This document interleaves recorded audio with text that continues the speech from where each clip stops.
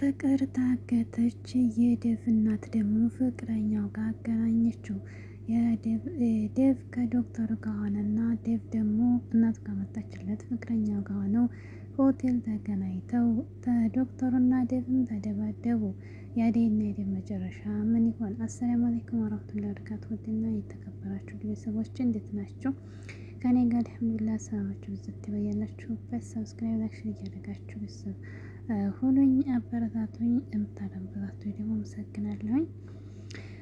እንግዲህ የዴቭና የአደይ ሁኔታ በጣም የሚያሳዝን ነገር ሆኗል። የዴቭ እናት እንግዲህ ነገሩን ሁሉ ድብልቅልቅ አድርጋባቸዋለች ማለት ነው። ይህች አታምር ወይ አታፍር የምትባል ሴትዮ ማን ነው? የዴቭና እንግዲህ የአደይን ፍቅር ለመበጥበጥ ድንገት መታ ያልሆነ ነገር አድርጋለች። ከመምጣቷም ደግሞ ጭራሽ የፍቅር እናትን እንግዲህ ዝቅ አድርጋ አይታ ቤትሽም ቆሻሻ ነው፣ እዚህ መቀመጥ አልችልም፣ ሰራተኞችሽም መጥፎ ናቸው እያለች እሷን ዝቅ አድርጋ ጭራሽ እንደዛ ሽሩን ጉድ እያለች ተቀብላት እንግዲህ የፍቅር እናትንም ንቃ ቤቱንም ሁሉንም ቆሻሻ ነው እዚህ ጋ አይመቸኝም ብላ ሆቴል ገብታለች ማለት ነው። ከሆቴል እንግዲህ ደግሞ የዴቭ ለዴቭ የምትላትን ሴትዮ አታፍር አመጣቻት ማለት ነው። ከዚያም በኋላ ሆቴል ይዛ ሄዳ አገናኘቻቸው። ታገናኘቻቸው በኋላ ተጫወቱ ልሂድና ልረፍ ብላ አገናኘታቸው። ከሄደች በኋላ እንግዲህ ዶክተሩ ደግሞ ወደ አደይ ጋር መጥቶ አደይን ለማዝናናት እና ከነገሩ ነፃ ለማድረግ እየሞከረ ነበር። ወዴት ነው ይዟት ሄደው? እሱ ደግሞ ዴቭ ከፍቅረኛው ጋር እናቱ ያስያዘችው ሆቴል ነበር ያመራው ማለት ነው። እዛ ሄደው እዚህ ለምንድን ነው የመጣ ነው እያለችው ራሱ ዴቭ ከዶክተሩ ጋር ቁጭ እንዳሉ እንግዲህ የዴቭ እናቱ የመጣችለት ፍቅረኛው ተብዬዋ እንግዲህ እሱን ለመሳም ብድግ ስትል ዴቭ ደግሞ ምን እየሰራሽ ነው ብሎ ተቆጣት ማለት ነው። ምን ችግር አለው ዴቭ ምናምን ነገር እያለ የስሙን ስጠራ አደይ ነሽ እንግዲህ ዞር ትላለች። ዴቭ እንግዲህ ከሌላ ሴት ጋር ቁጭ ብሎ አየችው ማለት ነው። ከዚያም በኋላ እንግዲህ ዴቭ ምን ትሰራለህ? ምን እየሰራ ነው ብለው አይን ላይ ተፋጠጡ ማለት ነው። ከዚያም በኋላ ትታው ሄደች። አደይን ተከትሎ ዴቭም እየሮጠ እሷን ለመያዝ ወጣ። ከዚያም በኋላ ምንድነው የሆነው ነገር እያለች አዲሷ ፍቅረኛ እንግዲህ ስትጠናበር ዶክተሩ ጠጋለና ምንሽ ነው ማነሽ ሲላት ጓደኛ ነው ምናምን ብለዋለች ማለት ነው።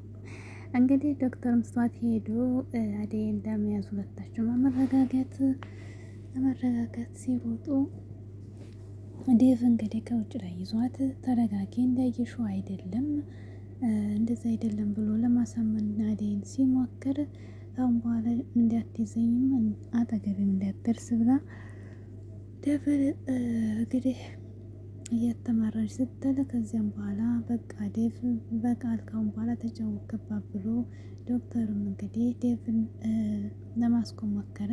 ይሄን ያለው ጊዜ አንቺ ከዴቭ ጋር ከዶክተሩ ጋር ምን ትሰሪያለሽ ብሎ ቅናቱ መጣበት ማለት ነው።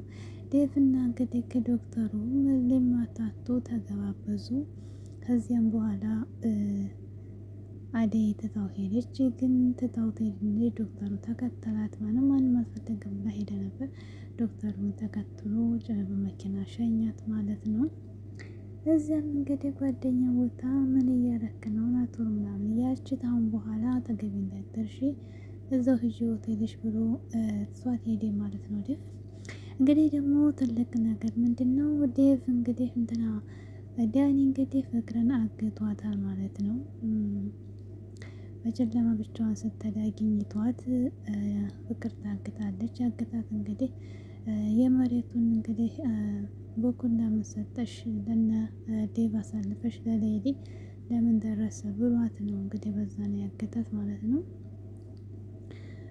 ቤዛ ደግሞ እንግዲህ ሄዳ አስፈታኝ ከዚህ ብር ደግሞ ያስፈልገናል እንደምንም በፈልግ ብለው ነበር።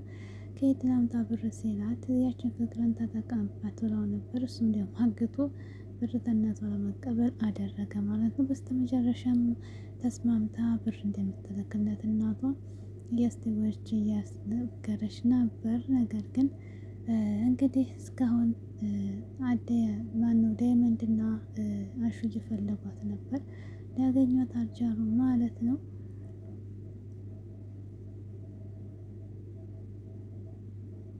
እዚሁ መሀል እንግዲህ አሹ ወደ ቤት ተመልሶ ባለበት ሰዓት የዴቭ እንግዲህ ጓደኛ ወደነ ፍቅር ቤት እንድትመጣ በምልክት ነግራት ነበር ማለት ነው። የዴቭ እናትዬ ሂጂ ብላ ከዚያም በኋላ መታ ነበር። ግን መታ ደግሞ ማናት እችን ማናት ብላ የፍቅር እናት ተቤት ውጭ ልያቻል ነበር። ነገር ግን እንደማትወጣና ዴቭን አሳውቀ የማናት ሴትዮዋትን እናቴ የማታረገው ነገር የላትም እሷ ናት ቀስ ብለሽ እንድትወጣ አድርጊያት ብሎ እሱም ተማሮ ነበር ጠዋት የወጣ ማለት ነው።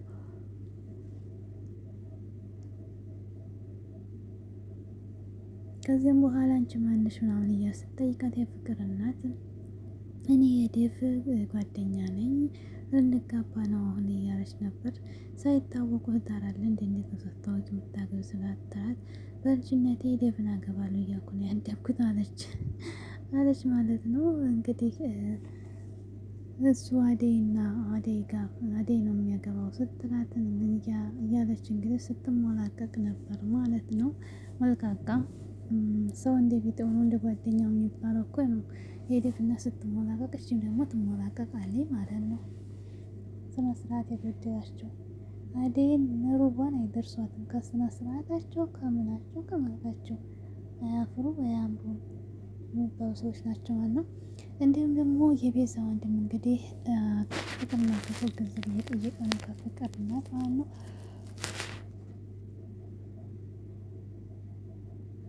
እንደዚሁም ደግሞ ቤዛን እንግዲህ ፖሊስ ያው አስሯት አለ እየጠየቃት ነበር። ዳኒን ደግሞ ገጀራው ነው ብላ አላከውበት ጀገራው ላይ ሲይዙት እንግዲህ ገጀራው እየተፈለገ ነበር። ቤቱን በሩቅ አሳይቶ ፖሊሱ ጀገራውን ፍለጋ ሄዷል መሳሪያ ይዞ ማለት ነው። ዳኒ እንግዲህ እየተከታተለ ነበር እሱ ያሳየው። ከዚያም በኋላ ገጀራው እያመለጠ ነበር ሲከታተል እንግዲህ መጨረሻ ላይ ባቡሬን እና ዴቭን ሲያገኛቸው ፖሊስ እየተከታተለኝ ነው እንዲያትተወኝ ነበር ያለው ማለት ነው። ባቡሬ ደግሞ ያው የዋህ ስለሆነ የለም ምናምን ብሎ እየሸፈነለን ነበር በዛ አለፈ እንደ ፖሊስ ሲለው ማለት ነው። እና ከዚያም በኋላ ዴቭ ደግሞ ለምንድነው የምትሸፍንለት ሲለው በጣም ያሳዝነኛል ምናምን ነገር ሲለው አይ እንደዚህ ያለ ሰዎችም ተው ይጥሉሃል አንተንም ችግር ውስጥ ይጨምሩሃል እያለ ዴቭ እየተቆጣው ያለ እንግዲህ ዴቭ ለዳኒ ደውሎ ፍቅርን አሳየንና እከፍልሃለሁ ብሩን እያለው ነበር። ግን ዘጋበት ስልኩን ማለት ነው ዳኒ።